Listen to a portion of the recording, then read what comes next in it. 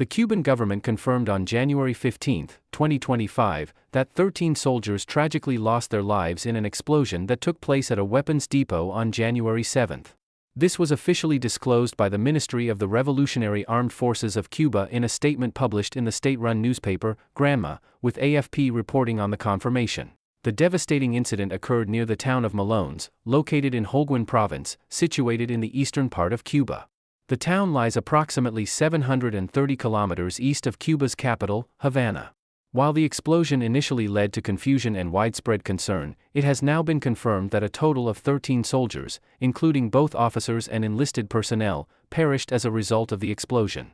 Earlier reports indicated that at least 4 officers, including 2 lieutenant colonels, and 9 soldiers were missing, but the latest update clarifies the extent of the loss. The explosion, which occurred on January 7, also led to the evacuation of over 1,200 local residents in the surrounding area for safety reasons.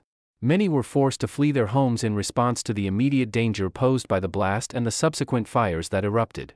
In the aftermath of the explosion, a number of videos and photographs circulated on social media, showing towering columns of thick black smoke rising from the site of the explosion. Local soldiers and police were seen quickly securing the area, setting up roadblocks and cordoning off routes leading to the disaster site. Rescue teams, including firefighters and emergency responders, worked tirelessly to contain the blaze and manage the aftermath of the explosion. Despite their efforts, the loss of life was confirmed, and the site of the explosion became a focal point of both local and national attention. At present, the Cuban government has yet to provide a definitive explanation of the cause of the explosion, although investigations are ongoing. Unconfirmed reports have suggested that the explosion may have occurred during the process of sorting and managing old ammunition at the weapons depot, raising concerns about potential mismanagement or safety issues during routine operations. Additionally, the Ministry of the Revolutionary Armed Forces of Cuba has indicated that a fire might have been the initial trigger that led to the explosion. However, the exact sequence of events that led to the tragedy remains unclear. In response to the tragedy, authorities have vowed to conduct a thorough investigation to determine the root cause of the explosion and ensure that necessary steps are taken to prevent similar incidents in the future.